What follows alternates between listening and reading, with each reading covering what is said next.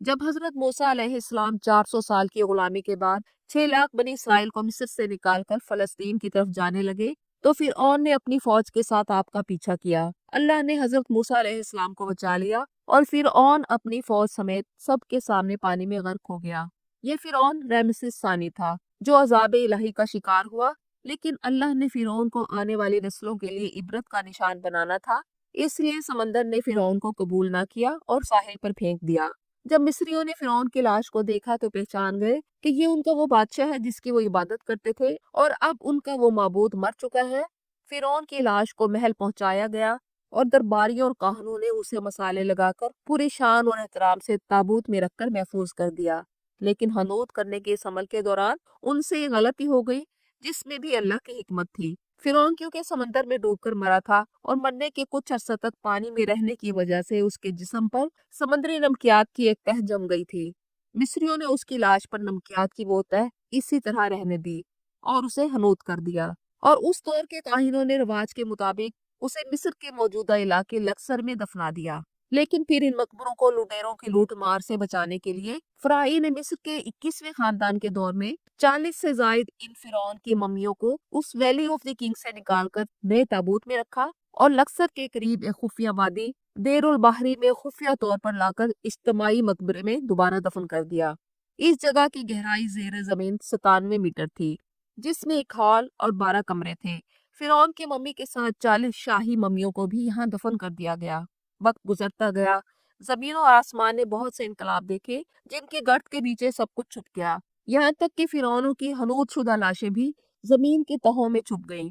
ان کے نام صرف کتابوں میں اور ان کی تعمیرات لوگوں کے ذہنوں میں زندہ رہ گئیں۔ اس واقعے کے تقریباً 2000 سال بعد نبی کریم صلی اللہ علیہ وآلہ وسلم اس دنیا میں اللہ کے آخری نبی کے طور پر تشریف لائے، اور آپ پر نازل ہونے والی کتاب قرآن مجید میں فرعونوں کے قصے بڑی تفصیل کے ساتھ بیان کیے گئے، اور سورۃ یونس کی آیت نمبر 92 میں ارشاد ہوا، تو آج ہم تمہارے بدن کو بچائیں گے تاکہ تو اپنے بعد کے آنے والوں کے لیے ایک نشانی بنا رہے۔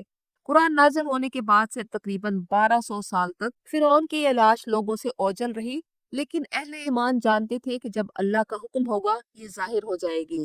لیکن پھر ایک واقعہ ہوا۔ 1871 میں مصر کے ایک شہر الغورنیہ سے تعلق رکھنے والا ایک غریب اور معمولی چور جس کا نام احمد عبد الرسول تھا، اس نے فرعونوں کی حنوط شدہ لاشوں کی طرف جانے والے ایک راستے کا کھوج نکال لیا۔ یہ شخص نوادرات چوری کر کے بیچا کرتا تھا۔ ایک دن وہ دریائے نیل کے کنارے اسی سلسلے میں گھوم رہا تھا کہ اسے ایک خفیہ راستے کا پتہ چلا، تو اس نے اس جگہ سے کھدائی شروع کر دی۔ اس دوران اسے کچھ لوگوں نے پکڑ کر پولیس کے حوالے کر دیا۔ وہ جس جگہ کو کھود رہا تھا، جب اس جگہ کی مسلسل کھدائی کی گئی تو 1891 میں دوسری دفن شدہ ممیوں کے ساتھ اس غرق ہونے والے فرعون کی لاش بھی مل گئی۔ اس کے تابوت پر سینے کے مقام پر اس کا نام لکھا ہوا تھا۔ ان ممیوں کو ماہرین قاہرہ لے گئے اور ان کا تفصیل سے جائزہ لیا گیا، تو فرعون والی ممی پر جمی نمکیات کی تہ سے تصدیق ہو گئی کہ یہی فرعون ہے جسے اللہ نے پانی میں غرق کر کے ہلاک کیا تھا۔ یہ بہت بڑا واقعہ تھا۔ اس کی تصدیق کے لیے دنیا بھر کے ماہرین آثار قدیمہ اور سائنسدان مصر آئے۔ مختلف سائنسی ٹیسٹ کرنے کے بعد دنیا بھر کے سائنسدانوں نے تصدیق کر دی کہ دوسری سب لاشوں کی نسبت صرف فرعون کی لاش پر ہی سمندری نمکیات کی تہ جمی ہوئی تھی۔ اس تصدیق کے بعد اسے فرعون کی لاش قرار دے کر مصر کے عجائب گھر میں محفوظ کر دیا گیا۔ 1982 میں فرعون کی ممی خراب ہونے لگی تو اس وقت کی مصر کی حکومت نے فرانس کی حکومت کو درخواست کی کہ فرعون کی ممی کو خراب ہونے سے بچایا جائے اور جدید سائنسی طریقوں سے اس کی موت کی وجہ بھی معلوم کی جائے۔ چنانچہ مصری اور فرانسیسی حکومت نے مل کر ممی کو فرانس لے جانے کا انتظام کیا۔ جب فرعون کی لاش کو فرانس پہنچایا گیا تو ایئرپورٹ پر اس دور کے فرانسیسی صدر بذات خود حکومت کے اعلیٰ عہدیداروں، وزیروں اور فوج کے افسران کے ساتھ استقبال کے لیے موجود تھے۔ فرعون کی لاش کا استقبال کسی عظیم زندہ بادشاہ کی طرح کیا گیا۔